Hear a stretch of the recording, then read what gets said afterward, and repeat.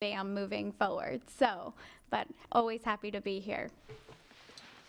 With the presentation, the session overview, this is the same presentation that we utilize out at the schools with the teachers when we're explaining their final performance evaluation and how all of that ties together, because there's always a lot of misconceptions underneath. How does my manager rating tie together with my VAM rating, and what in the world are student level outcomes? Because those are the three components that all tie together for a teacher's final performance rating.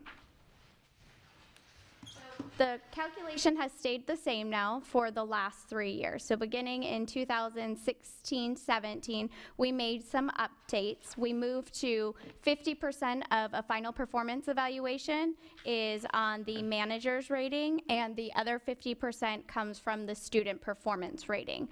But the student performance rating is actually broken down into two sections. 33% comes from VAM, which is the student test scores, and that's driven by legislation. The other 17% is very unique to Lee County, and that's the student level outcomes component. So those are the two pieces when we put them together that make up student performance. So one of the pieces that we always talk to teachers about, the first question that we get is, well, how does my final performance calculated? I want to be highly effective. What do I have to do to be highly effective?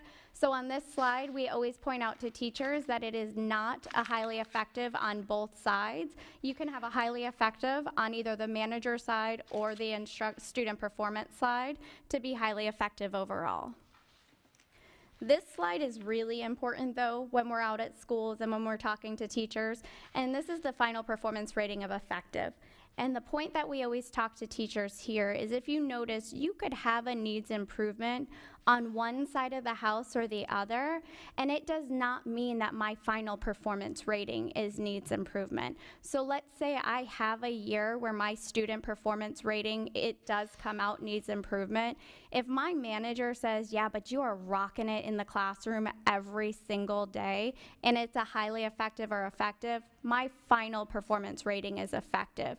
And this one is so important to us because everything we do here in Lee County is based upon the final performance rating. And that's the piece that we always share. When we're in negotiations, it's always based upon final performance. When legislation is talking about best and brightest, that's always on final performance. So that's a really important note when we're talking with teachers for them to see this visualization.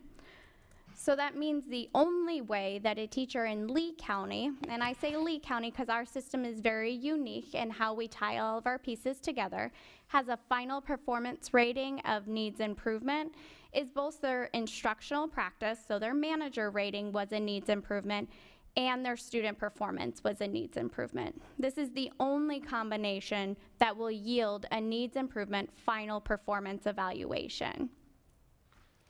The unsatisfactory rating is a little different. The unsatisfactory rating for the overall is you have an unsatisfactory on one side of the house or the other. And this is really important because if your instructional practices, which is coming from your manager, is unsatisfactory, that means there's been many conversations that have happened in human resources that manager's rating is that way. And that stands overall. And that's driven by legislation and also goes before our teacher evaluation committee. The other way is if the student performance rating is unsatisfactory, then regardless of the manager's rating, the teacher would be unsatisfactory. What you're going to see, though, in the next few slides is unique to Lee County is it is very difficult for a teacher to have an unsatisfactory student performance rating because of the student level outcomes that we have added in. And you're going to see that later on and why that became so important to the teacher evaluation committee to make sure that it wasn't just one test score for a teacher, that we were looking at multiple components. So before I actually get into the calculation piece of it, are there any questions around how the instructional portion, the manager portion, combines with the student performance for the teacher's final performance rating? I do have one question. If you go back to the slide where you said the only way to get a needs improvement is an instructional practice and student performance are both Okay. I guess my question is, I'm thinking about like some of the teachers at East that were deemed needs improvement. How did that happen? The situation with East is very different than our Lee County evaluation system. So this is the system that we can utilize for all of our schools and all of our teachers. However, there's a different rule specifically for schools that are in differentiated accountability. Right. So the teacher's final performance, if any one of us were to go into PeopleSoft or pull up the teacher's final performance evaluations from East Lee County, they may not show the same piece that the state is looking at in terms of DA status.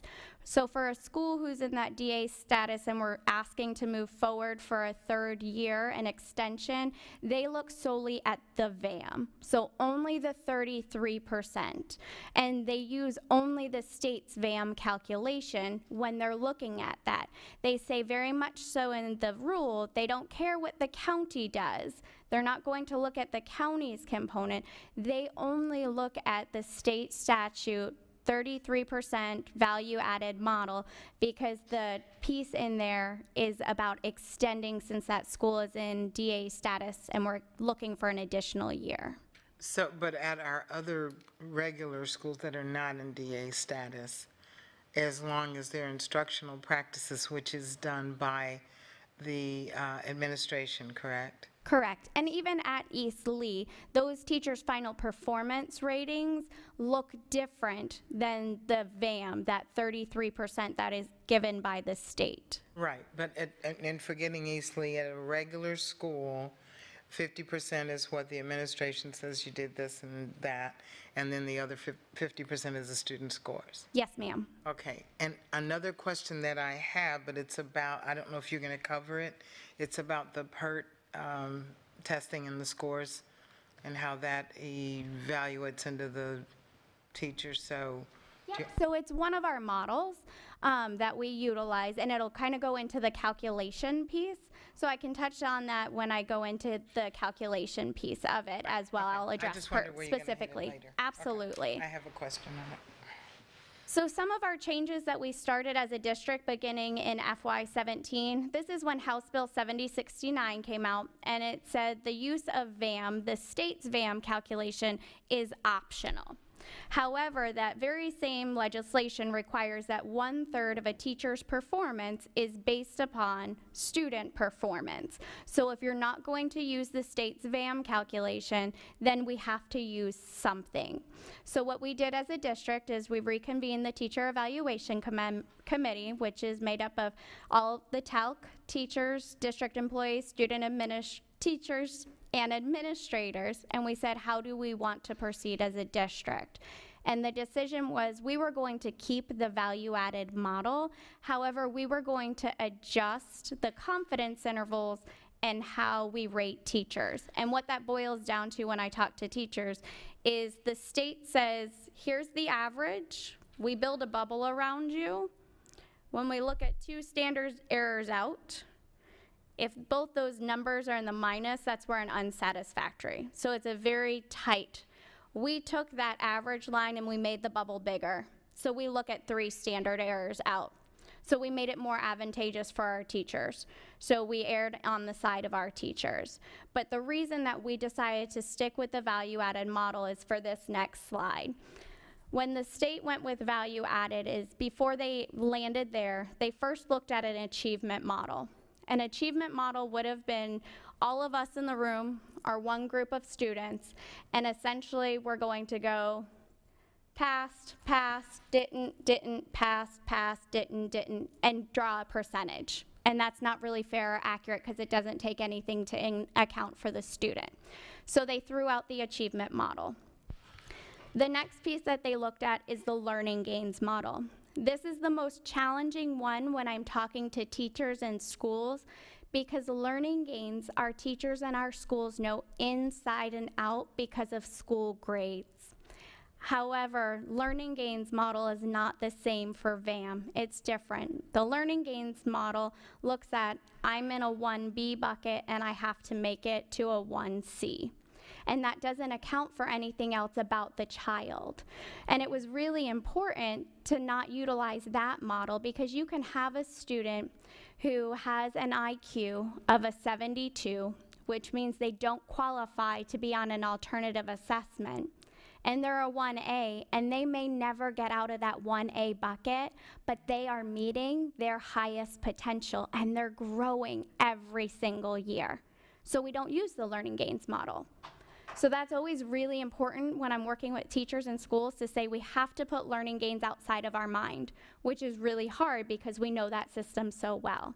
What the value added model does is it allows each child to be compared to his or her like peers.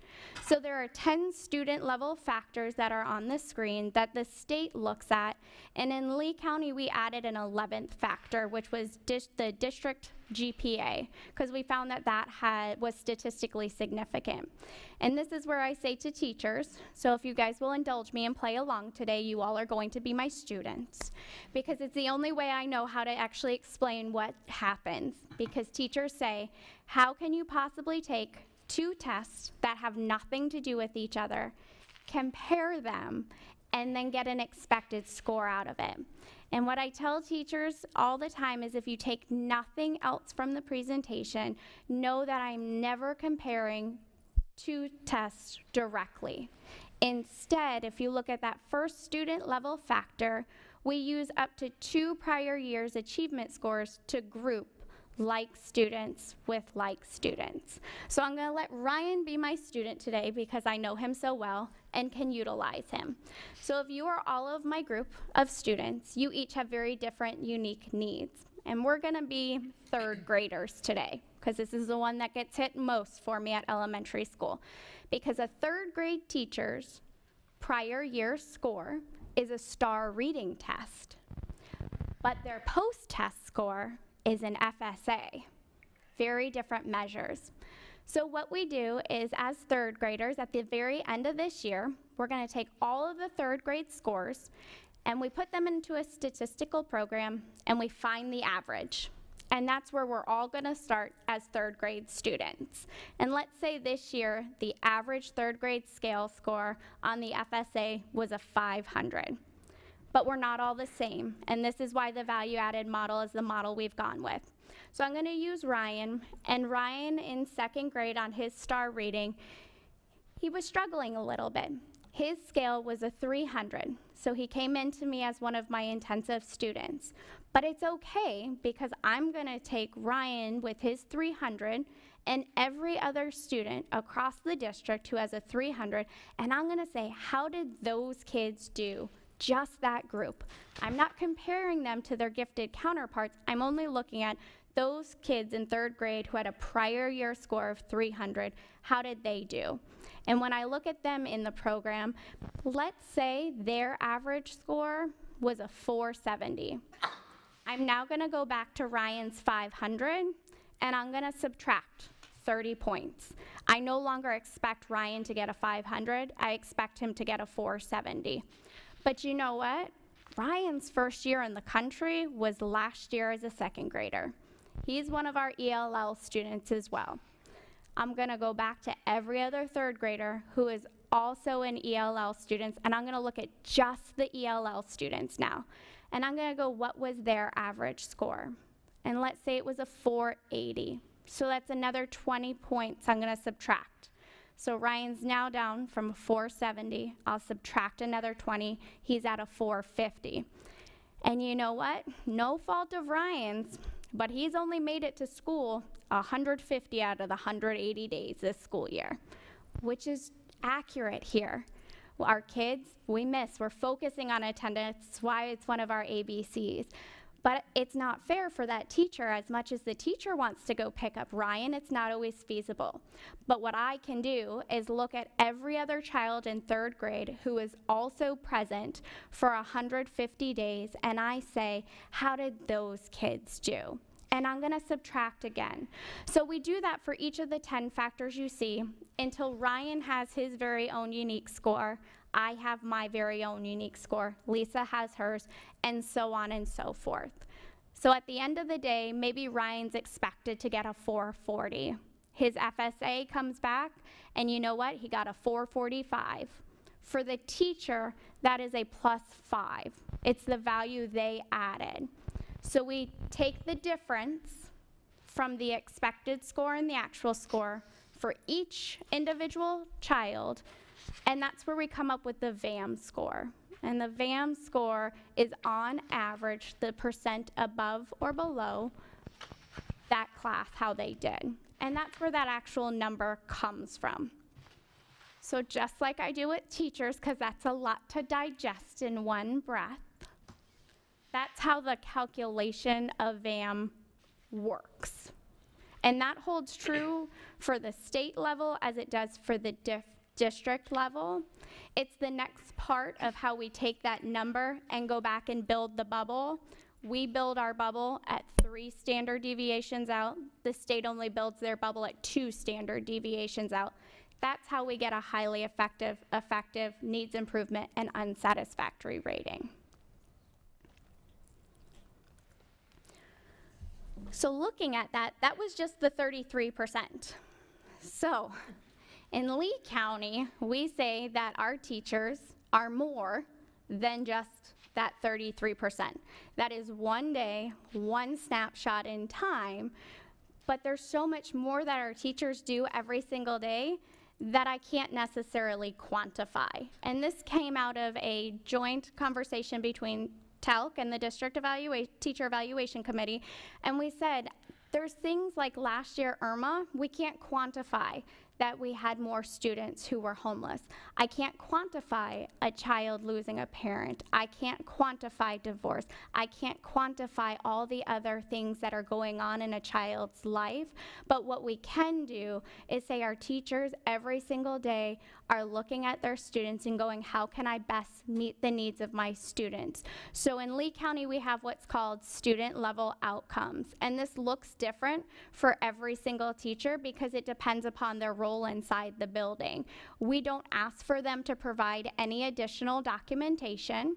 They don't have to turn in one more thing. They don't have to have a conversation with anyone. By default, everybody is considered complete. Teachers will always ask, can I be incomplete? Absolutely. It means, though, your principal comes to you and says, Candace, how are your kids doing? What are their needs? And your response is essentially along the lines of, I'm waiting for a test to tell me. Okay. That's not the case, though. Every one of our teachers can tell us the needs of their children right now, so that's why, by default, all of our teachers receive this complete rating. And this next slide is really important. Because of that, even with those student level factors, even when applying those pieces, there are things that I can't account for. If a teacher's VAM, which is 33%, still comes out to be unsatisfactory, when I tie that with a complete student level outcomes, that pulls the teacher's student performance rating up to a needs improvement. This is really important for us because if you remember from the beginning slides, that means the student performance, the lowest it is needs improvement, which means the only way the teacher is going to have a final performance of needs improvement is their manager rating was also needs improvement. Otherwise, for that teacher who had a VAM rating 33% of unsatisfactory, got the complete student level outcomes, comes out needs improvement, and my manager says, I'm highly effective or effective, my final performance rating will be effective. So for us in this past year that we released, FY18, we had less than 0.25% of our teachers who were not highly effective or effective on their final performance rating. So the pieces that drive all of this, we have our state board rules, and then we have some district business rules. So House Bill 7069 we really kind of already touched on, so we don't have to use the state's methodology for converting. Shared with you what we did with that House bill. We have the statute that requires us for 1/3 of performance evaluation to be based upon student performance, and that holds true for teachers and administrators, so that a statute applies to both. So we do apply the same VAM calculation for our administrators that we apply for our teachers. And then we have a couple district business rules. So some of those rules are we follow state legislation that we only look up to 3 years worth of data. So everything is 3 years, but if I'm a first-year teacher, I'm only going to have 1 year. The 3rd year falls off each year when we hit that 4th. We have what we like to call the 99 and 45 day rule because we are constantly hiring new teachers and onboarding. It's really important that we're looking at helping to retain those. So at 99 days, we look to see if that rating is highly effective or effective, we keep it. If it wasn't, then we move them to a school-based rating because they haven't been at the school long enough. If the teacher has been at the school for less than 45 days, so only a quarter with the children, then they're automatically tied to school-based data because we don't feel they've had that opportunity to have an impact on the student's education. And then the piece there, that 18-19 plan, I'm gonna open, it goes to the part you were asking about, Ms. Gittins, and I'm just gonna open it here.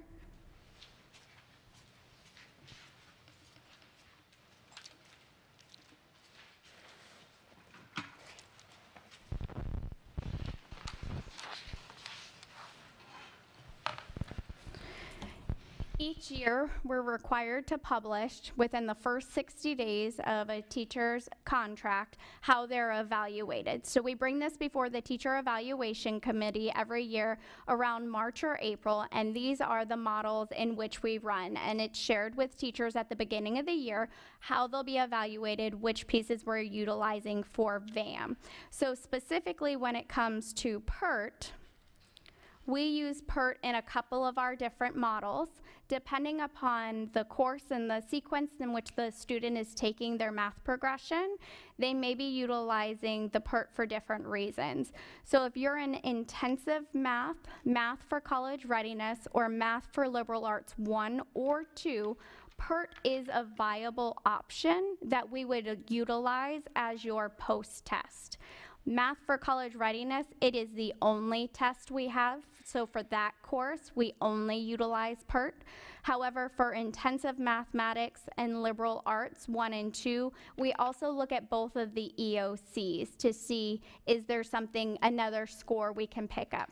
In all of these models that you see multiple tests for, what we do is we look for the one where the student has the most growth. So we're always looking on the erring in the side of our teacher's favor. So even if a student has all 3 scores, we're going to take the one where the student shows the most growth for the teacher. Okay. I have a question. Yeah. I had some math teachers ask the question about using the PERT instead of using the reading scores. Instead of using what? I'm sorry, I didn't hear you. The reading scores. Reading scores. Right. And the way they explained it to me is that the PERT test, the students know it doesn't really count per se for them, and they don't take it as seriously. Their concern is that they get dinged because the students, it's like the students know that this is just for the grading of the teachers. So the PERT test we utilize for a concordant score for our 10th, 11th, and 12th graders to meet the Algebra 1 EOC requirement if they have not passed that Algebra 1 EOC. Legislation did change, so for this cohort of 9th graders that we have in our buildings right now, we can no longer utilize the PERT assessment. So that PERT score for the student, if they're in a course in which they have the opportunity to take the PERT, it's because they haven't met their Algebra 1 EOC requirement.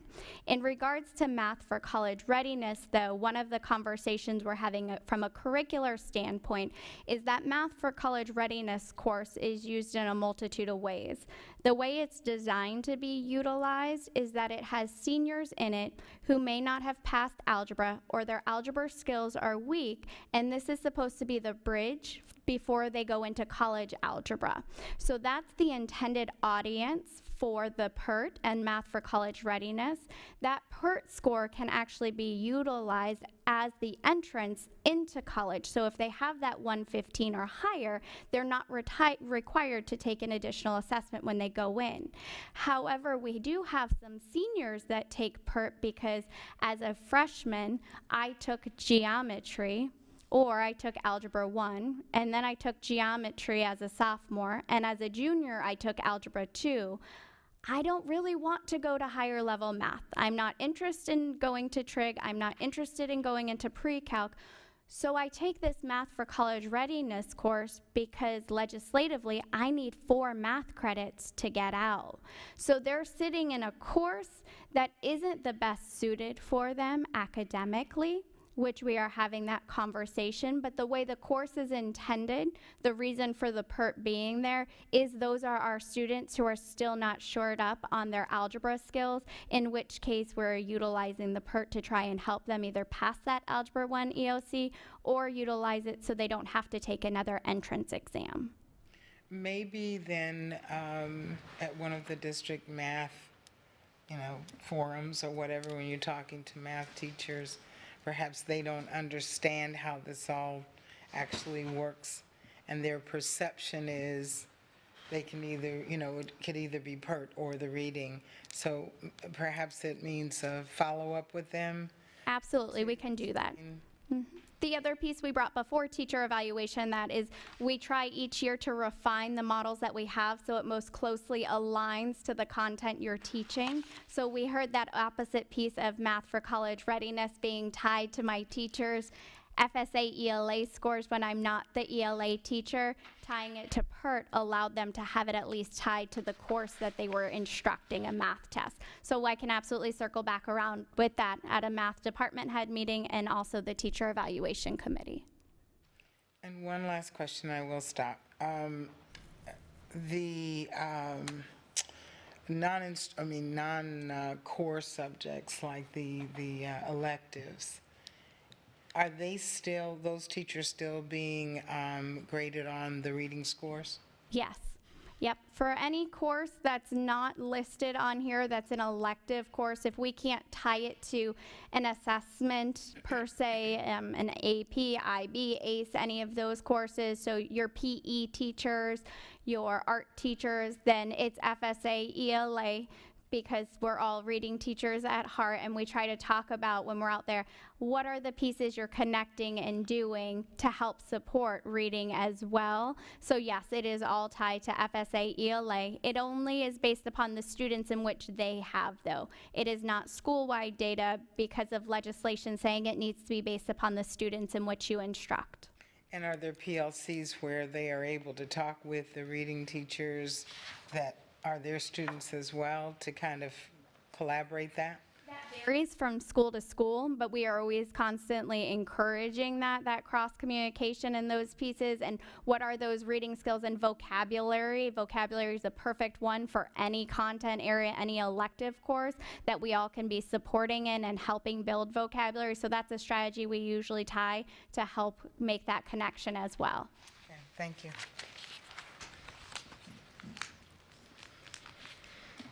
So the last piece that we just have on here is just where do teachers find their information. So each year when we release VAM scores in October, there's a district VAM portal, and this is where all of their student data lives as well as their instructional manager's evaluation. They see up to 3 years worth of data here, and they get to see the students' expected scores and actual scores here. So the last piece that we always talk about when I do the presentations are teachers, we really just want to be higher achievers. If you know the 10 student level factors, why can't you tell me the expected score up front? Tell me where you expect them to go, and we'll get them there. However, what I ask teachers is, this group of 5th graders sitting in your classroom, are they the same group of 5th graders that you had last year? Most of the time, they will tell me no. Same thing with our cohort of freshmen. This cohort of freshmen, the same as last year. And if the answer is no, then I say, do you really want me comparing this year's students to last year's students? And then it goes no. So we always wait and we only compare this cohort of students to this cohort of students, which is why we don't ever release VAM until October, because we don't get test data in until the summer. And while it's an awesome process, it's a very long process for a very small department to get accomplished. So with that, I thank you. And are there any other questions that haven't been asked? I have a question. Regarding the gains that the teachers make with the children, like you said, that 5 points, where would one find that? Do the parents have access to see where their child was at? If they were at a 400, now they're at a 405? So that would be their expected score versus what they actually got, and that only lives in the portal. However, for a parent, they do get a STAR report that's sent home or lives in Focus. So they would see from year to year what the child's score was and how they're doing over time. Same thing with the FSA parent reports. They would see those pieces that get sent home and see how they're doing over time. We don't ever say that a child's expected to grow this many points in VAM, because then it gets confused with the gains model, and it's going to change from year to year, and depending upon, are we looking at a math expected score or a reading expected score, because we're grouping like students with like students. Thank you. You're welcome. The 17% part, I understand VAM. Thank you for your third time explaining it to me. I couldn't explain it to anybody, but I get it. In my head, I get it. I don't get the 17% part. What is that based on? I'm not really clear. So the 17% is student level outcomes. So this is goal setting that the teachers may set for their classroom. So I think about often a kindergarten teacher who many of our students come in without having gone to pre-K, and Johnny can't sit still for more than 15 minutes that first week, and he doesn't know any of his alphabet. So while those are not a standard, and I won't be assessed on them at the end of the year, I know that Johnny needs to work on his letter recognition and work on paying attention. So I set a goal for Johnny of, okay, by October, we need to at least have 10 of our letters, and if we could sit in my center for 5 minutes. So student level outcomes are all the other pieces and goal setting that teachers are doing to move students along. So for a guidance counselor, it may be the sessions for the students that they're pulling to help with a grief session. They're meeting so many times, and to help them move over that hurdle. So for each teacher, it's very different based upon the content and subject area that they teach and the needs of the students. So that one isn't defined, that one is loose, depending upon the goals the teacher is working with their administration to set for their students. Okay, thank you. Yeah. So then with that 17% student level outcome, the goal setting is done by the teacher and the administration? No, not necessarily. It can be just with the teacher, and it can be even with a teacher and a parent of what is it that we really need Ryan to work on this year? What is it I know about my students? It's all the pieces that we may not have hard numbers on. It's not a score that we're looking to move. It's all of the other pieces when we say developing the whole child that we're taking into account, but it's really the teacher portion of it. But you would expect when an administrator says to the teachers, how are your students doing, they can speak to those things that each of their students are working on. Right, absolutely. So then the parent and or the student might be involved in that goal setting. Absolutely. Not necessarily? Not necessarily. It looks different depending upon each unique classroom, each teacher's role, but that's why this one by default, it is complete for all of our teachers in the district, because the expectation is they're setting goals for all of their students in one way or another, but it also takes into account all of the pieces that we can't quantify of a teacher providing a safe environment for those students when they may not have it elsewhere. Right. So then we're not ensured that the student necessarily has an awareness of what that goal is. Correct. Okay, thank you. Ms. Gittens. With, going back to VAM for just a second. Within a bucket, if a student makes learning gains but does not go from bucket to bucket,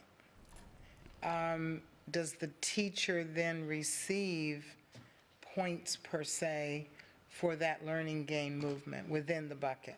So for VAM, they don't have to make a learning gain at all. We don't look at buckets at all.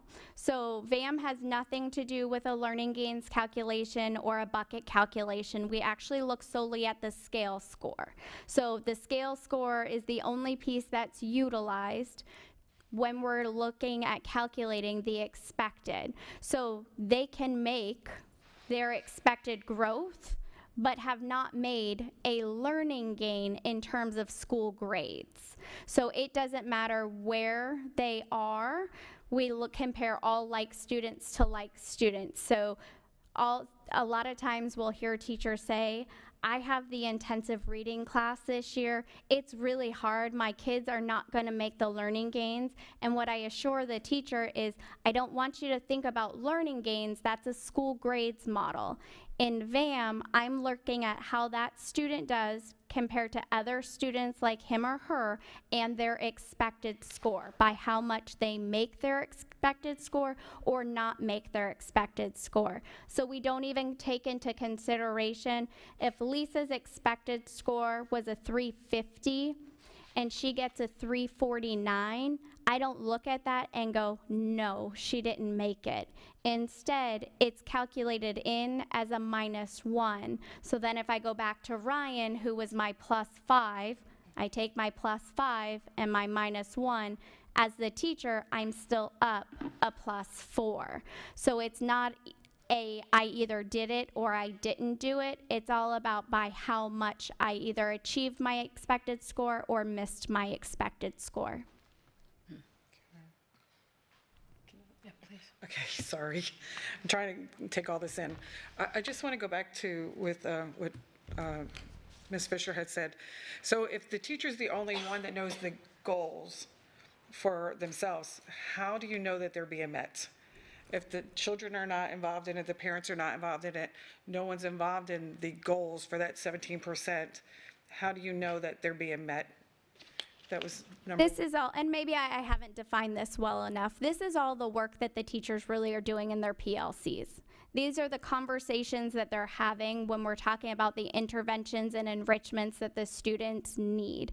The goal was one example, but it really could be along the lines of, we are a PLC here, and we're having a conversation about what does Lisa need versus what does Candace need versus what does Ryan need, and meeting those needs. These are all of the other pieces that teachers are doing every single day. So when we hear teachers say, but they don't know that Johnny couldn't sit still for more than 5 minutes, that's something that a teacher worked on with the child. So this is the part where we're taking the teacher and everything else they do, all the conversations they're having in their professional learning communities, them knowing each one of their students and how those students are doing, and being able to meet the needs. Those are those pieces without an extra documentation. We're not asking them to actually physically set a goal for each one of their students. However, I'm sure as you guys hear in all the schools, a lot of the teachers do that with the students as they have their own goal charts. This is that component for a teacher. When a teacher says it's so hard to be evaluated on a test score, it's one point in time, I do this, I do this, I do this, I do this, and there's nowhere to account for it. Student level outcomes is that place. It is all the preparation and planning I'm doing to how do I engage Johnny so he sits still for more than 5 minutes? How do I help Lisa overcome the fact that she may be grieving something? It's those pieces. It's the teacher as a whole and not just a goal in isolation. Gotcha, thank you. Okay, well, that flew by. You're 5 minutes over, didn't that? I do apologize for that. I thought that went by super fast. Thank you. That was fantastic. Thank you. I mean, as fantastic as VAM can be. It's thrilling. All right, so do we have I'm going to move on to public comment next, but before we do, I want to know if we have any items for good of the order. Yeah, I would like to discuss the recommendation for the Attorney General opinion regarding weapons. Okay. Ms. Vaughn? Yeah. Ms. Gittens? No. Mr. Wood? No, ma'am. I've got two. So we'll get to those after we do public comment. Is there anyone in the audience that would like to address the board?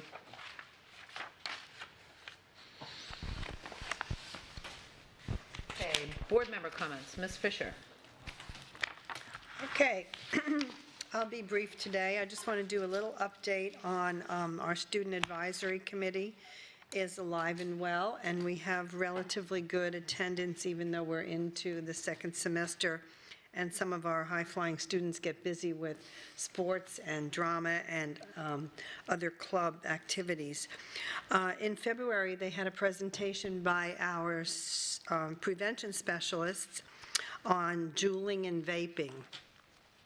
And it was, interesting facts were presented, and I was quite impressed with the amount of information that the students themselves already had and were able to offer in regard to why that's considered an epidemic in the teenage years, and they were able to talk about what they see in their schools and neighborhoods. So it was very informative. In March, we're going to be doing Code of Conduct Revisited because in January, Dr. Bohatch and some of the principals assigned the students some homework. So they have created on their own surveys to find out how the students at their schools feel about Code of Conduct. For instance, they have a number of issues concerning Code of Conduct, and they were asked to rate them in their order of importance. And it was interesting that one of the big things with kids has always been over the years, as we've talked about it, dress code. So that was, out of 9 possibilities, that was 8th in importance to the students, and it was 3rd in importance to the adults. So I think that will be topic for more conversation to come. Moving on to our School Health Advisory Committee, in February we had a very robust meeting, which was well attended by many of our community partners. And some of the presentations it was chock full of information, an integrated approach to children's behavioral and mental health by Dr. Paul Simeone, who is from Lee Health, and he's the vice president of the mental and behavioral health. Following that, our Assistant Director for School Counseling and Mental Health Services, Lori Brooks, presented on a general overview of our district mental health initiatives. And I want to compliment her on the work that she and her team have done because it is quite comprehensive. We had someone from the Florida Department of Health, Amanda Poussey, who gave some information, follow-up information on human trafficking, which was a little bit of more information to follow our Fort Myers High School student who had presented early in February. Had presented in November and then presented to the board early in February. We also had Diana Giraldo, who's from Streets Alive, and she talked about bicycle safety, street connectivity, and partnerships, specifically access to streets around our schools. For instance, I see Dr. Quisenberry sitting in the back there, and so Franklin Park, they are looking to connect the sidewalks and streets to allow students the opportunity to be able to walk to the Stars Complex and, oh my goodness, what's the other one? Pardon me? Quality of Life, QLC, right. So that was really interesting because evidently the school district has done their part, but we're still waiting on the city and the county to come forward to complete the streets. So she was presenting some information about how people could get more involved in the community to try to encourage our city council and commissioners to move a little bit more quickly. And then Mr. LaRosa from our athletics department gave an overview on heat-related illnesses and treatments, specifically the ice tubs that are used at the fields during practice during the hot weather. So that was a very good meeting also. The other day I attended a heroin and opioid event looking at new methods, including medication-assisted treatment to help with people who are addicted to opioids. It was sponsored by the Cape Coral Police Department, who have also been doing a significant amount of outreach to the community, including the school district, to involve us in learning ways that we can help people who are challenged and removing some of the barriers to learning to some of our students. And just before I got here today, I was at Robinson Littleton Elementary Academy, and I attended a music parade. So it was all about musical instruments families, and it was sponsored by the 3rd grade, and the teacher, Sherry Donnell, and Principal Monica Broughton really allowed the opportunity for kids and their families to learn a lot about instruments and to build models and replicas. They had floats, the kids were dressed as tubas and pianos, and it was amazing. And the music teacher said to me, "I don't know why I do this every year." And I said, "Because this is what it's all about." And I'm sorry that our communications people or any news media weren't there, because these are the stories that we should be telling and letting our community know about, because amazing things are happening in our schools every day. Our staff, our teachers, well, everyone, and the parents worked so hard on that. And so I just want to shout out to that school and all the others who are doing amazing things every day. And I'll give a shout out now to Marshall Bauer from the foundation for all of the wonderful programs that you provide to help our schools too. That's all I have today. Right, thank you. Ms. Giovanni? I don't really have anything other than attending the Friday night Golden Apple finalists I don't know, welcoming, I don't even, what Reception. Reception, thank you. And that was very nice, thank you. Chico's did a nice job, too. So, and I do have one to go to order when it comes back in. Ms. Jordan? Okay. I guess I'll give it just a brief synopsis of what we're doing with EDAC. We're working with groups doing a lot of the breakouts so that we're trying to get more work accomplished at every single meeting that we have. And we're looking at ways of, let me put my glasses back on, attracting minority teachers to the district and retentions. A lot of them are thinking of different surveys that may help us to find out why they're not accepting jobs, why are they leaving? So that's what we're working on right now. And then the second thing is what else can be done to connect the district to the community and outreach, to make sure that I know we have things that we send home, but we want to know what else can we do to make sure that they're being told and informed of what's going on here. And then also I was on the FSBA legislative phone. Thank you. Phone call, and they definitely wanted to make sure that right now the governor they're putting out a bill for term limits for the 8 years. It has passed in the House, and it's term limits on board members. Also, I mean, there was a lot of other discussion. That was one that really stuck out in my mind. And then also what was this one? About the Common Core as well. They really want to make sure that we, from the district, whether it be the school board members, our staff, our team, to make sure that we're sending up what we are looking at and what we want to see in the Common Core. So they have a line that you can submit information there, and they think it's imperative that we also be a part of that. Each district send what they believe should be in there. So can I ask the superintendent, would you be able to have staff make contributions to that? Yeah, we'll certainly do that. Thank you. I mean, I've already contributed as a independent citizen, but I can't speak on behalf of the board. I think staff can do it much more professionally than I can. Thank you. Thank you. Ms. Gittens?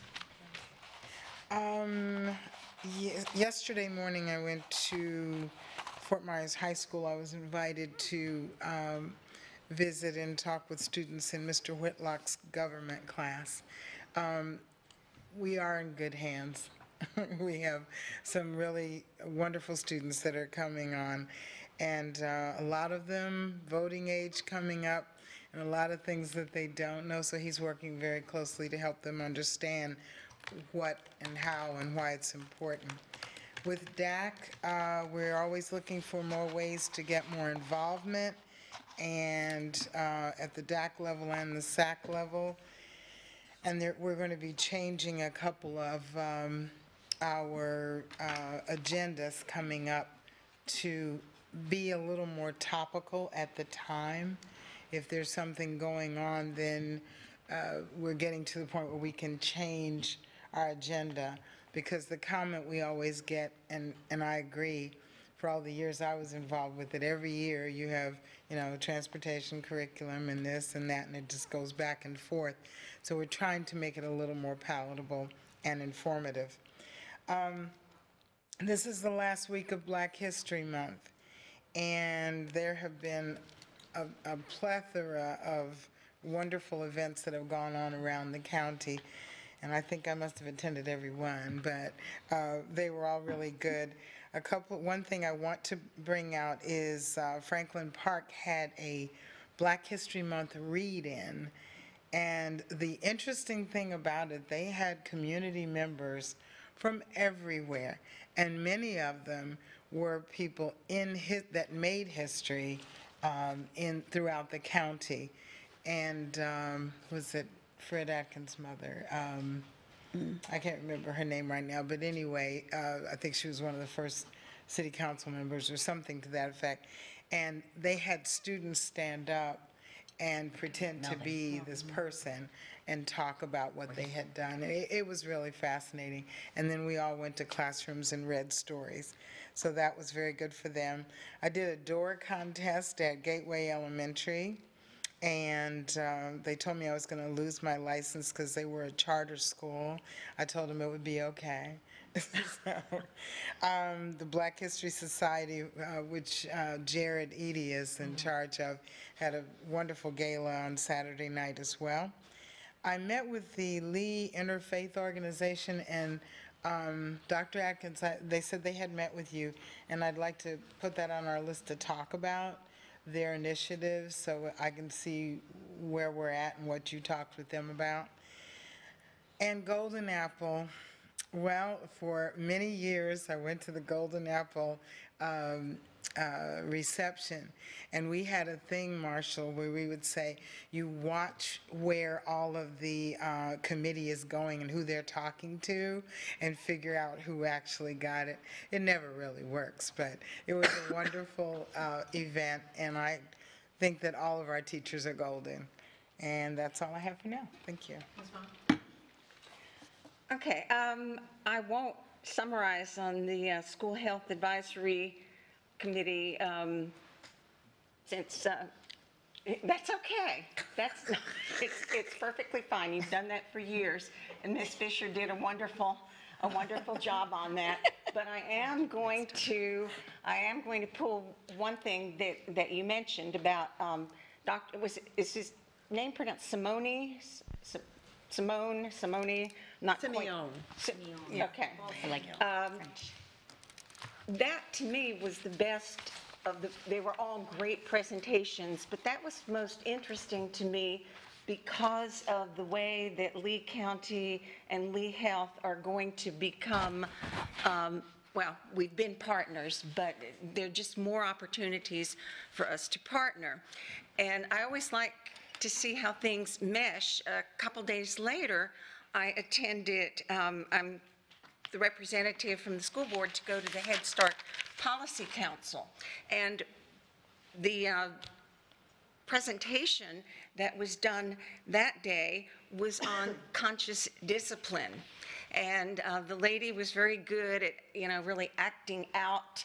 And she said, well, I'm really stressed today. And actually, she had some things going on and she was stressed. So she had all of us do this and put out our arms and take a breath. And then she gave some information, some of which I knew and others pieces of information that were new to me. She emphasized that whereas in the past we used to look at kindergarten readiness as the academic things like do they know their shapes, their colors, their ABCs, but now a really important part is the social emotional level for those children. Mm-hmm. And she talked about how conscious discipline aids the children, these children in early Head Start and pre-K, in getting along with other children and learning how to share and things like controlling themselves. We had a reference before with the VAM, little Johnny can't sit for 5 minutes, how, children learning how to control themselves. And one of the things that was brought up in the Health Advisory Committee is that nowadays, even more than actual depression, of course they're related, is stress. That our children are more stressed than ever before. It was characterized as an epidemic of childhood stress. And my thought was for a later discussion, I'd like to see how the conscious discipline, how that or whatever programs are used in the kindergarten in the vertical alignment of these behavioral aspects of our kiddos, how these things align. And certainly with little kids who are stressed not only about testing and maybe personal things in their lives, but also I think a lot of the kids have become very, very stressed over the climate that we have since last year with the Marjorie Stoneman Douglas shooting and the threats and all of that. So I think that's something for another day, but I think it's a very important piece for us to look at how we can align pieces for these children and help them de-stress, even if it's, maybe we need to do it here on the board, start every board member going, good idea. Wouldn't hurt. And finally, there was a wonderful presentation yesterday at the Curriculum Advisory Council.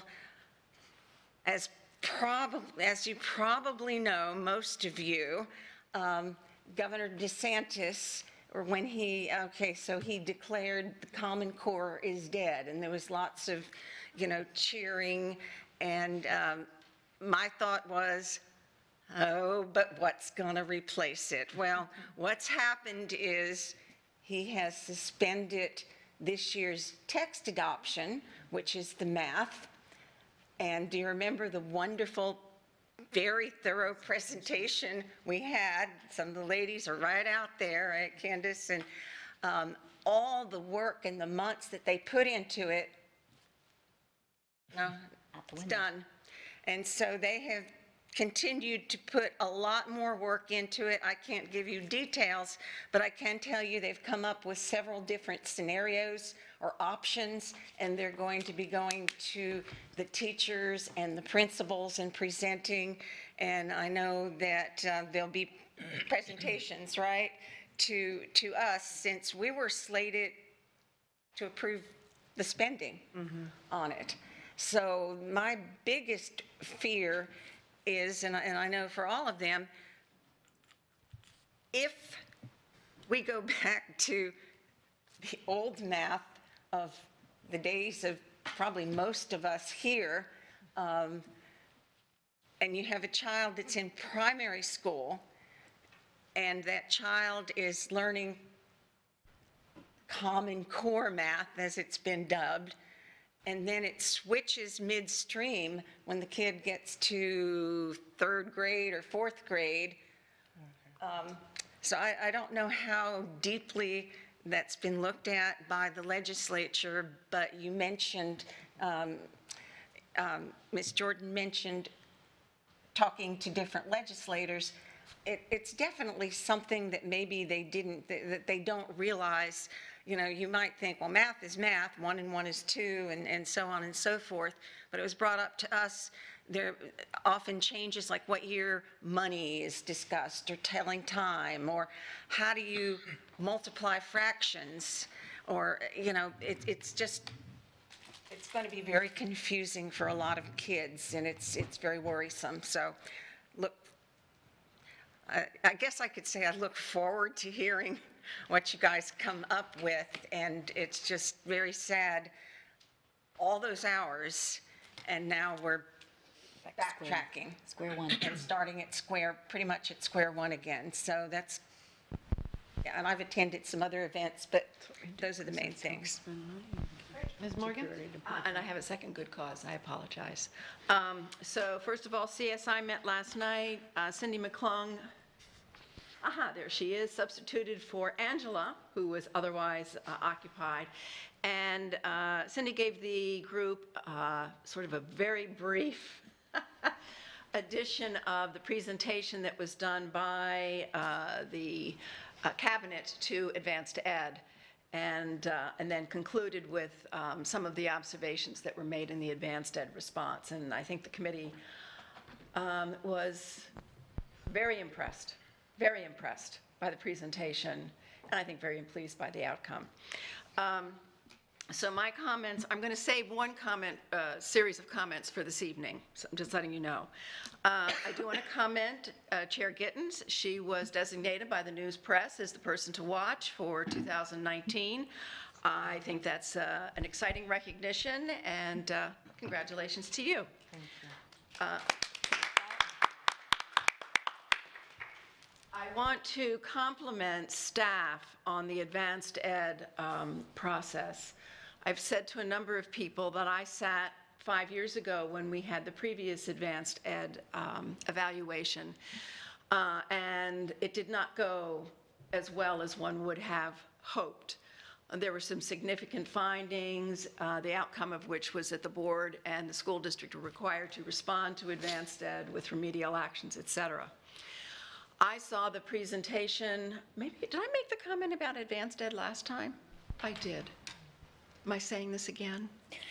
Oh my gosh. Well, let me just say it again then. You guys were awesome. I do know that I have not commented about this, and that was the Joint Audit Committee of the legislature, which invited the superintendent and staff to come speak. I watched the video of the committee meeting, and I was really impressed. Not that I didn't expect to be impressed, but one of the committee members commented on how well prepared and well spoken Dr. Adkins and Susan Millay were in their presentation. I thought it was interesting that one of the committee members tried to press the auditor on whether or not this was a typical or atypical audit. And the auditor couldn't respond. And the legislator got a little frustrated with the fact that, you know, the committee's being asked to look at a document and come up with questions, comments, and opinions, and without any context whatsoever for the audit comments themselves. So I just wanted to conclude by complimenting you, Dr. Atkins, Susan Millay. You didn't get a chance to be called on, Greg, but I'm sure you would have done an awesome job as well. And I understand Trey was panting in the wings to offer comments about IT and didn't get the opportunity. So anyway, those are my comments.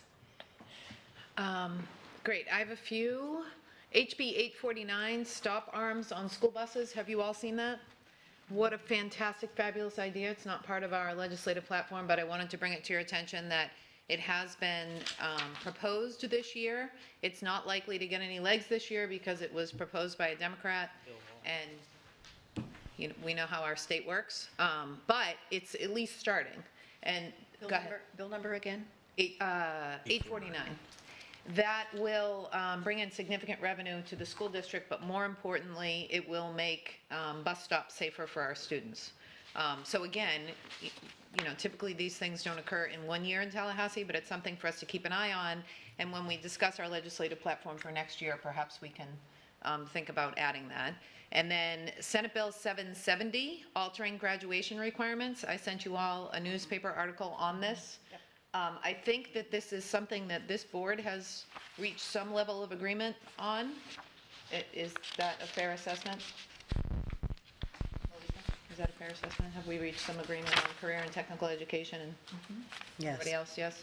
I'm asking because if I have conversations with our delegation, I'd like to be able to speak in favor of this bill on behalf of our board. Are we cool with that? What was the bill though? I forgot. 770. Copy. Oh, thanks. Is that okay? Are there any objections to me speaking in favor? Yes. Yeah, my only comment on that is, I think, we're all on board with the realization that we need more, the career technical, all of that. But typically, these bills add little hidden places, so I would just say, yeah, we are really very much on board with the career and expanding those opportunities for our kids. But, and I know you're a smart lady and you'll be watching for these things, but just who knows what's going to pop up. If anything changes significantly, I'll come back to you guys. Have a conversation a second time for sure. Yeah, I'm just commenting on that. Okay. So, yeah, when you sent that, I printed it out and read it, and as a former high school counselor, I would be highly in favor of this because this would address the needs of so many of our kids who are not necessarily university bound. Exactly. And I think it would also be a support to the workforce in preparing people better to enter the workforce post-high school, and really plays into our comprehensive and our career and technical high schools with academies, et cetera. So I really, it would save time and money and energy, and I think it would prevent any increase in the dropout rate and actually help us with our graduation rate. So I think it's cut and dry, and I think it's a really good one. Great. Okay, I noticed some expenditures tonight to allow information services, and particularly Trey and his group, to further build upon his technology infrastructure. And I know that what Trey's doing is providing the district with even more efficiencies. He's really moved us so far ahead, not just of where we were, but of where other districts across the state are. And I didn't want to pull that item to discuss that tonight, but I wanted to say that I'm actually happy to be spending money in that area. I wanted to talk about the Village of Estero recognition. So about 20 Estero High School students who have achieved greatness through the Cambridge program at Estero High School were recognized by the Village of Estero Council, and Principal Simmons was recognized for being named Lee County Principal of the Year. I'm not aware of other municipalities or the county that brings students in to recognize them in that way, and I think this is a unique thing that is coming out of that memorandum of understanding. And those meetings are televised. You think people watch these meetings? Multiply by like 10. I mean, you might get 150 people watching our meetings. Thousands of people watch those meetings in Estero, and so now our residents are aware of the accomplishments of our students, which is fantastic. The recommendation of the Finance Advisory Committee was to go ahead with an efficiency or operational audit of maintenance. And I have here congratulations and condolences to Ms. Gittens, because I'm not sure, no offense, Thyree, that I would want the news press watching me very closely, so. My last statement was don't watch me too closely. Those are my comments. Let's move on to. Can I ask a question? I don't know if it's on one of the things that you just said? Sure. Can you repeat the one about the maintenance? Yeah, that's actually going to be part of my good of the order comment, so if I can just save it till then, will that be okay? It's fine. Great, thanks. I think now we move on to, I can't find my agenda, but is it board attorney? Comments? And I don't have any. Okay, superintendent's comments? Just a couple questions about the academic team being involved in the standards. Dr. Creel just sent me a text and said we do have some that are scheduled to be with the Florida Department of Education teams to provide input into our standards, so we do have that going on. Just a couple things to make the board aware. One is, speaking of the Joint Legislative Advisory Committee, we did at the request of a community member to that committee. They wanted some invoices that were highlighted. We provided those to them. We will provide you with a copy of that along with a letter that we're going to send up to them probably today or tomorrow. Letters drafted, invoices are pulled. That will provide that and also provide a little explanation and context, as well as dispel some of the multiple myths that were provided to the committee by community members. Just as a response, Mr. Blurton, while he's up there, was attempting to get up there and talk to the committee, but they were not able to recognize him at that time, and probably, they know there were time constraints, et cetera. So just wanted to make you aware of that. So you'll receive that probably either today or tomorrow. A couple things that we've had going on. One, last night, met with the Teacher Advisory Committee, which is this is the second time we've met with that group. It's a phenomenal group of educators. They provide fantastic input. Last time, I think the meeting predominantly centered around testing and their concerns over testing. We'll come back at that the next time I meet with them. This particular meeting focused on teacher compensation, and they want to be, I think, a big part of the solution, and would like, as we work on community presentations, to make this a part of that presentation, something they'd like to see at actually individual schools, in terms of looking at history of teacher compensation, the importance of it, where we'd like to go, and they want to be a part of helping us with our lobbying efforts, because ultimately, we can squeeze our budget as much as we can here at the district level, but ultimately the solution is going to be, at a state and a national level. So that's, again, a really good group, and I'm excited to be working with them. The last thing, this morning I was out the island of Sanibel, and I should know better as a longtime resident of Lee County to leave with plenty of time, because, of course, it was difficult to get out there. But it was a talk that I was invited to by Dr. Chesley, who's a Florida Gulf Coast University adjunct professor, but retired 40-year educator, retired superintendent, principal with a lot of awards and recognition in his 40-year career, along with Jim Lawrence, Dr. Lawrence of Florida Gulf Coast University, the provost. And the talk was really, American Education 2019, what's right, what's wrong, what's next, and what you must know. So a nice little group out there at Sanibel. Had some really good questions, and it's a speaking series that they do there at the theater, which they do a topic every month. I think next month it will be, I believe, something on water quality. So they, it's just, that's something that had been in the works for like 6 months. And that's it for my comments this afternoon. Thank you. But, so the teacher advisory, that's the people that we put on there like a long time ago, right? That consists of that, or is it in a group? It's a mix, because we have everyone that the former board had put on that wanted to continue or that wasn't promoted. We had some of them that were promoted to assistant principal and things like that. And then in addition to that, we put some additional members on that were people that principal leads had recommended in terms of very active teachers. Okay. So that's what that group, it's a pretty big group now. I think it's comprised of about 40. So. Thanks. Great, thank you. I think go to the order is next. Start with Ms. Giovanelli. It made me think earlier, I think because we've never done this, we should workshop the operational audit from the Auditor General. I think that would have helped us to understand things better, and I think that if anybody's interested, I'm interested in understanding that. I think we should workshop that from there to get a better understanding of that audit.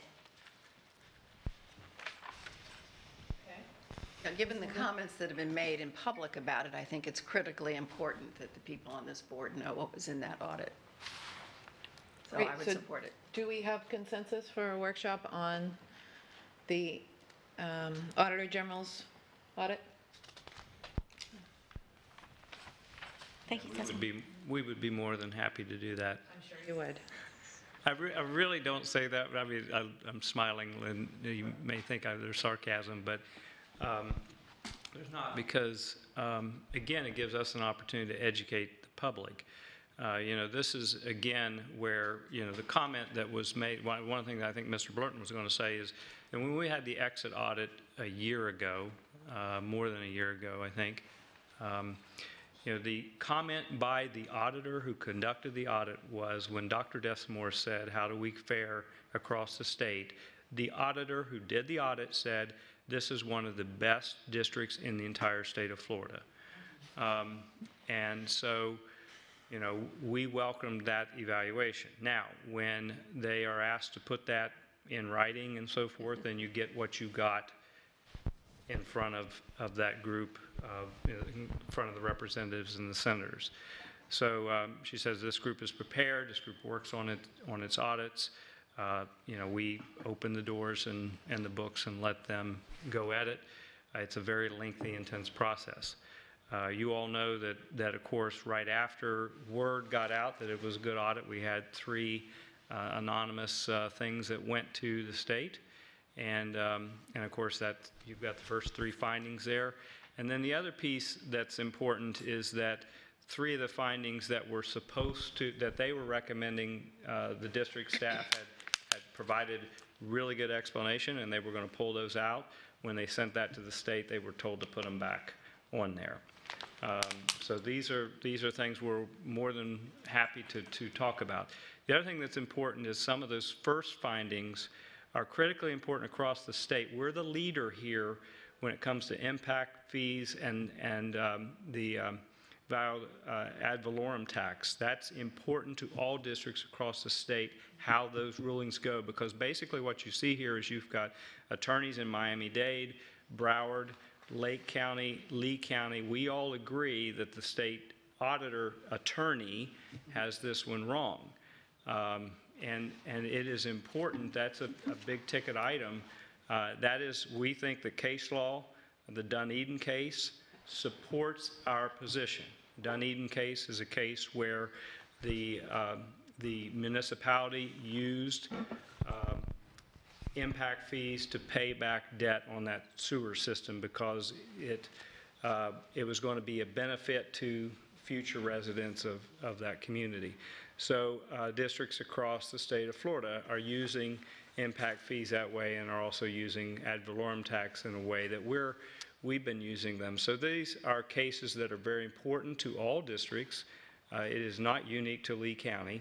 As were all of the findings, you will not find unique to Lee County. You'll find that those auditors, those of us that are familiar with auditors, and some of you are, I know, get the audit finding du jour, and then they apply that multiple places across the state. So, but anyway, having said that, give you a little bit of background as it relates to that audit, and we'll be more than happy to workshop that item, because I think the whole story always needs to be told. It's so funny you say that about impact fees because it's really commonsensical. And I remember asking Rob questions about it and reading the attorney's opinions and reading the cases and trying to make it more difficult than it was because it's so common sense. And I'm thinking there's got to be more to this that I don't understand because it's just common sense that we're not going to build a school the day a student moves to an area. You're going to build a school based on anticipated growth. and you have to take out, anyways, it seemed commonsensical to me, to the point where I tried to confuse myself, and it maybe worked. Okay, good. We'll move on to Ms. Morgan's go to the order items. Well, one, Ms. Melissa, Ms. Giovanelli just took care of, because Great. I was going to ask that we have a conversation about that audit. The second one is, I came into Rob Dodig late with my comments on his Resolution. resolution. Now I'm looking for it.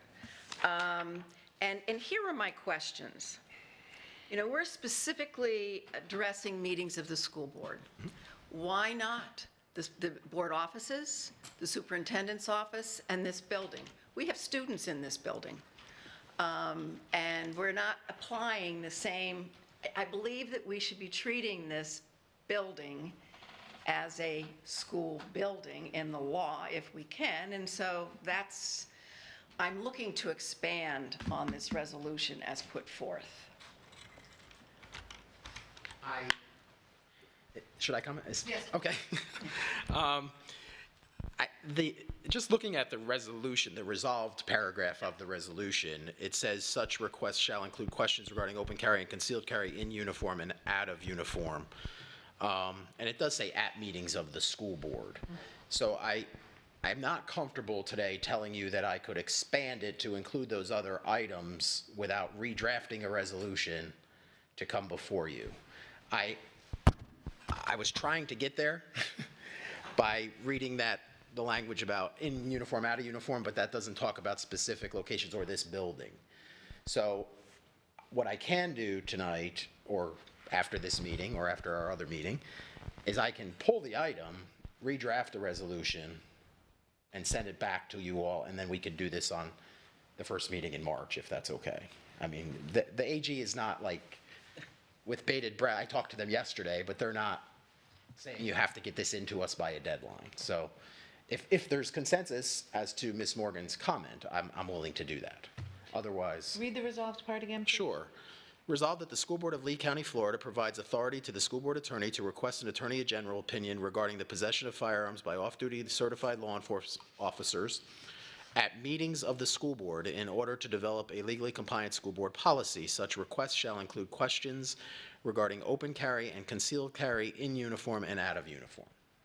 So, Ms. Morgan, are you just asking for the at-school board meetings to be changed to on school board property or school Yes. district property? Yes. I So think does that require the pulling or can you just change it and make it part of your attorney's recommendations tonight? Well, I can, but this hasn't been posted for the public.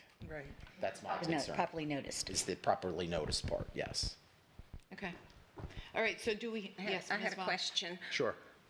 Okay, isn't this a response to Tallahassee in regard to a complaint? No. Okay, could you, Sure. for my Sure. memory and maybe for the Absolutely. people listening and watching, All right. There was an occasion at a Plus Delta meeting where something occurred. Right. That resulted in the need to review the policy regarding firearms on district property at meetings of the school board. The school board policy, as it is currently constituted, does not cover this issue.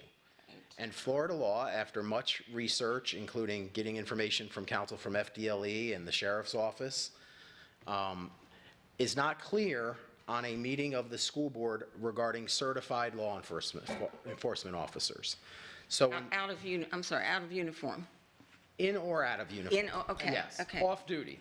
Off-duty, Yes. in or out? And okay. so, as a result of that, and after much contemplation and talking to lawyers around the state, including other lawyers for school districts, I determined that it would be best to get clarification from the highest office in the state that clarifies what the law means, and that's the Attorney General's office. So that's how this all started, obviously, before you took your position on the board. So that's why I've moved forward. I did send them a letter asking for an opinion. They responded and said, we would like a resolution from your board approving the request. I said, fine, I will do that. And that's really where we sit today. But might not there be two different policies involved here? One that would in regard to a meeting with adults and the public versus up school. Yes, And so what I'm saying School is is, clear. to me, Yeah. well, or a building such as this. right. A building such as this, I agree with that, yes. I do believe we're getting into areas here where you're talking about the board office or this building, when it's not a meeting Back of, I think what behind. Ms. Morgan's saying is when it's not a meeting of the board, correct? Yeah, just in this Right. building. Those are different areas than what the original Right. request was for. That's why I'm saying I think I would have to modify the resolution to encompass those, send it to you all, see if there's feedback, and then bring it back to you all. Well, what I'm suggesting is, because I see these as two different, slightly different issues, Okay? might there not be two resolutions so that we can get opinions on both? Because it may well differ for what goes on behind the scenes, behind the doors that are locked and the public is generally blocked from. There very well may be, and I can conduct independent research on the other issues, which I have not done, about board office and this building, which may resolve those issues without asking the Attorney General for an opinion. So if anything, that would give me some time to do that, to see if I need to bring back that to include it in a resolution, or to just simply give the board that advice. But my consensus, if it's combined, would be a thumbs down. Right. My consensus, if it were separated, because I see it as potentially two different opinions, would be a thumbs up to get that. So that's my feeling on it. So, Well, and I just have to add a little to that, because I've had, it's, my husband's law enforcement, so I have had a lot of people contact me. We have parents that take their children to school in the morning on their way to work. They are carrying, and they are in uniform, or they're in, sometimes not clothes, because they have a concealed weapon, they're allowed, and they're carrying, that you don't even know it. So even our audience, we don't know who has a gun, because we do not have metal detectors to even decide that. And there's no signs that says you can't carry your gun, you need to leave it in the car. So I mean, this opens it just up a whole lot of questions. Just. I understand that. My reaction to that is I was trying to get clarity on the question that was initially raised back in November, and I understand that it raises other issues. And I do believe that if I'm given the chance to clarify possibly the board office and other places in this building issue regarding off-duty law enforcement officers, and then possibly bring back this resolution, or if it's the board's pleasure, two resolutions, hopefully in the next 2 weeks I can clarify that, if that is the consensus of the board. Do we have consensus surrounding that? Can I just ask one clarifying question?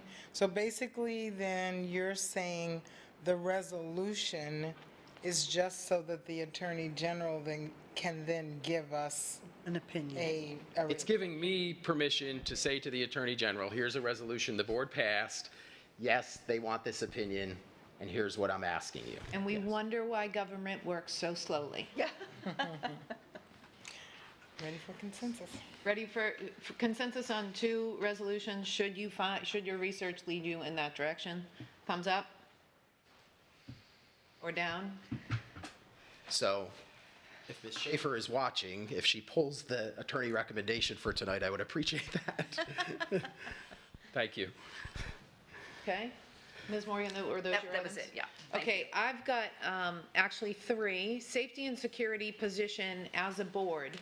I think it's important that we as a board have a conversation, preferably a workshop, with local law enforcement experts, to include chief or some representative of Sanibel, Fort Myers, Cape Coral, the county, the director of the Safety Academy here in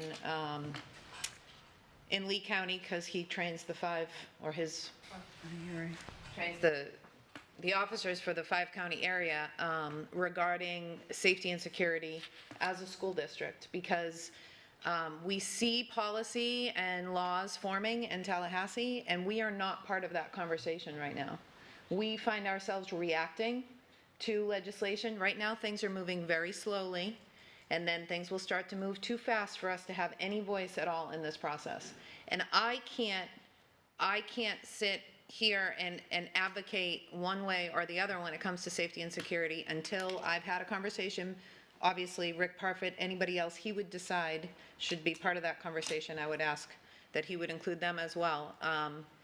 Until I have an opportunity to hear what they have to say and ask them questions, because this is important to our community and really important to our students and our families. So I'd like consensus to have a board workshop regarding safety and security at our earliest convenience, because we need to be contacting our legislators regarding this yesterday.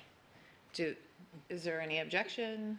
Let me just Comments? clarify, and that would be to include the law enforcement agencies that you mentioned throughout the county, plus Mr. Parfit? Absolutely. Yeah, Yep. okay, just to clarify. Like, I've spoken to Sheriff Marcino about it, and he put me in touch with the captain that's in charge. So I don't know if Sheriff Marcino would be here or Yeah, if his just- captain would be here, but Just clarification, Yeah. that's all. any other questions or objections? Can I seek consensus or not? Safety's important, so I agree. Great. And then our legal department, which doesn't exist. More and more construction and facilities contracts are going to be coming before this board for approval. And I think it's important for us to do a cost-benefit analysis of the, whether we should hire another attorney to handle these construction contracts. So I don't know that that requires an entire workshop, or maybe it could be an item that you brief us on. But is that something that we could be interested? Like, what are we paying for outside counsel? What are we projected to pay for outside counsel as all of these items from the half-penny sales tax are being completed versus what would it cost to hire somebody, pay them, pay their benefits, that kind of thing? Yes. I would like to see an analysis of the current legal fund. For instance, I did watch the, in Tallahassee, the joint legislative session, and I know, Dr. Atkins, you had briefed all of us in our one-on-ones that the consultant, at least you mentioned to me, the consultant, Mr. Gang, is it? That, he's a lawyer from a rather large firm based internationally, and I doubt that he traveled by bus up to Tallahassee, and I'm guessing there was a pretty hefty fee for his services, and yet the part that I watched, there was not a word from that man. So maybe there was stuff that was done before, afterward, but for instance, do you happen to have figures, or if you can't share it now, share it later, how much it cost us to have that consultant go with you? And that might have been a cost that could have been avoided if we hadn't been invited or called to Tallahassee. That whole fee would have been avoided. But I would like to open it up wider than what you said, Ms. Patrica, to what we are currently spending and on what kind of, what kind of what would you call them? Specialty lawyers, or lawyers that Right. specialize in certain areas? Happy to do so. In fact, yes, he did fly up. I think we're in the process of breaking that down. We had a media outlet that also requested something similar. Mr. Gang is on a retainer with the school district. Okay. So that's, that is part of his ongoing service. However, we can still break down the individual cost of that trip. I'll spin it a different way. Yeah, we were invited to come up. And I have opinions as to why, which I will be happy to share. But I would say it would have been helpful to us to have had a little bit more of a narrow focus related to what specific things they were focusing on. So he is our impact fee Right. expert. Right. And we felt that that was big. We were told, in fact, the first 3 findings, of which that is one of them, would likely be a focus. And that is our expert. We'd also, I believe, reached out to Mr. Martin to possibly attend as well. So because of, as I mentioned to you earlier as a board, this is a multi-million-dollar item of which we feel that we possibly could be the test case. So we want to be able to defend what we believe is a legally acceptable use for impact fees, and that's why an expenditure was something that we felt was critical. Unfortunately, or fortunately, however you look at it, that is not what they did once we got up there. I think they really, if you want, I'll give you my opinion. I really feel they stuck to areas that they felt comfortable speaking to, some of the less complicated areas like time clock and so forth, because, you know, they would have more familiarity maybe with working with employees, et cetera. So that didn't come up. But he also, I believe, represents, I think, Miami-Dade, Broward, and Lake. Okay, so they've also had similar findings in their audits. So this is something that we feel is going to be an ongoing thing between districts and the auditors, and so that's why he was invited to attend. Yeah, can I add something? Yeah, I used him as an example because it was most recent, but in looking at what you said, Ms. Patrica, before I could make a decision on adding another full-time attorney, I would want to see the whole layout of legal, like, who do we have on retainer? Is Mr. Martin on retainer? No. Okay, he was just going to come as free dinner or something in Tallahassee or whatever. But, you know, I mean, that's something that I know nothing about, who's on retainer, and how much is the budget, how much do we spend, what kinds of proceedings do these lawyers help us with? And I think that would help us, you know, especially if we added somebody new, if that would mean then some of the people that are on retainer we wouldn't need anymore. I mean, there's a lot of questions. It's a lot more complex than just saying we have a lot of construction and maybe we need a full-time person to take over that duty. That was really what I Is that what you said, though? envisioned. Okay. A cost-benefit analysis that's what means she- looking that's at what I what we're thought. I'll spending check on it out. outside counsel Okay. versus what it would cost to hire somebody to come in-house. And I think that that's information that we get from the board attorney once per year, but we Costs, haven't. yes, you do. You haven't received it yet. I in haven't your tenure. received it yet, but, In your you know, tenure I on the might board. need a little bit more since, you know, it's my first go-around with this, just a little bit more than just some numbers, just, you know, kind of a. What they do. An anecdotal, yeah, that's, yeah, That besides detail is just in that just report. numbers. Breakdown, right? Yeah. Okay, that's what you Ms. said. Gittens. And I don't know if I bring this up later on, but I have a point to bring up, the transparency workshop. We had discussed it at another briefing meeting, and we put it off because of the training. I think these are some of the things that come up that we need to have as soon as possible, the transparency workshop, because all of these things come into, you know, what do we know, what do we need to know?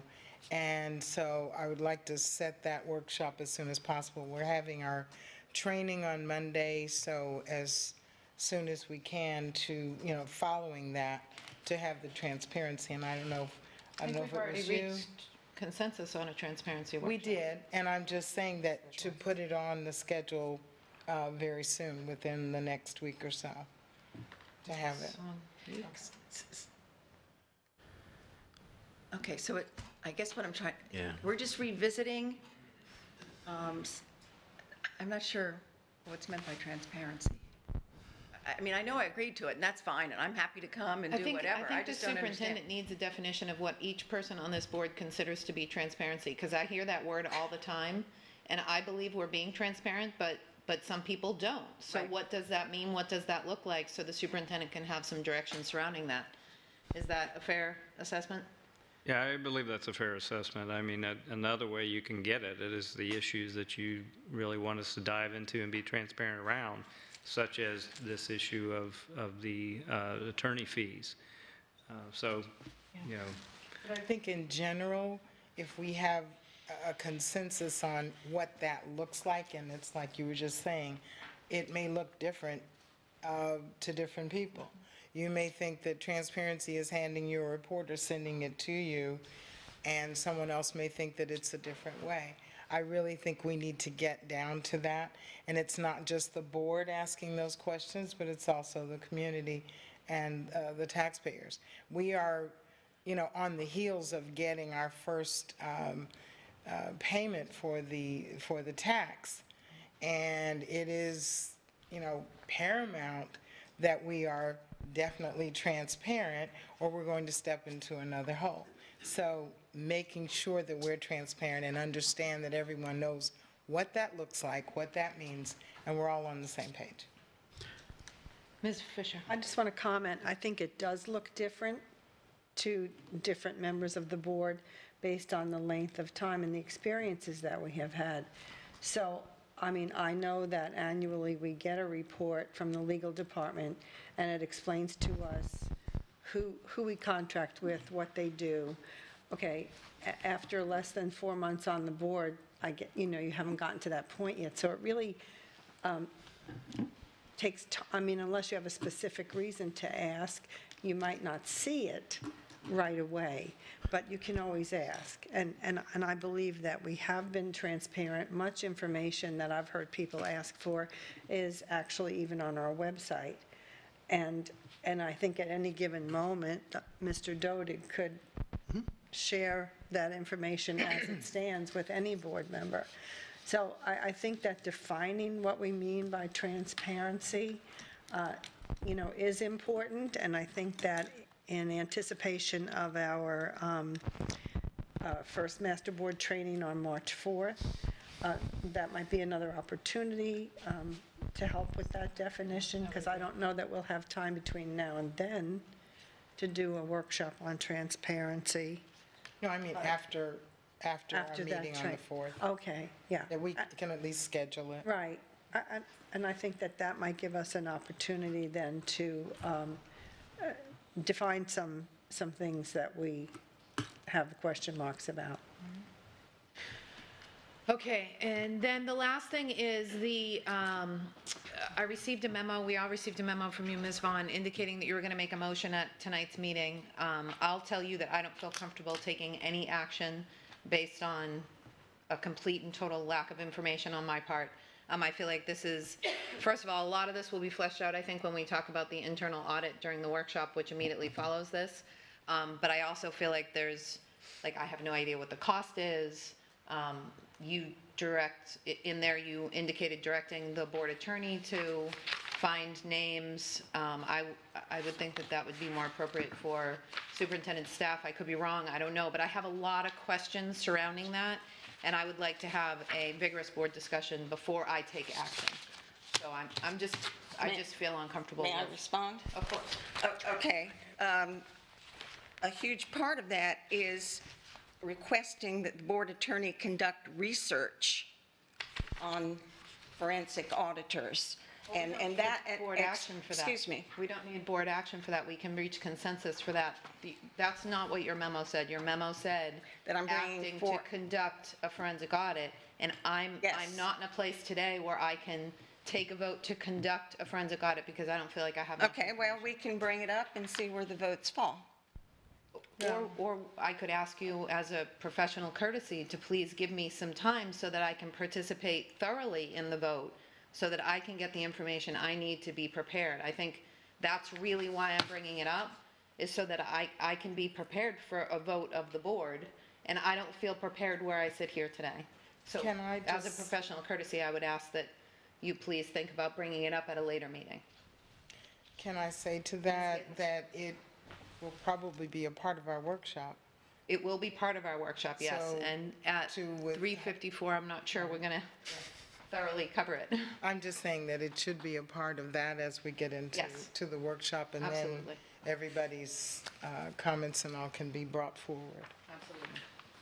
Well, I think that there have been a lot of concerns. I've been concerned about some allegations around the maintenance department, and I think that if we want to put things to rest, I mean, really put things to rest, if there are no problems there, that it would behoove us to just put it all out there, have my motivation for this is so that we can clear up any doubts.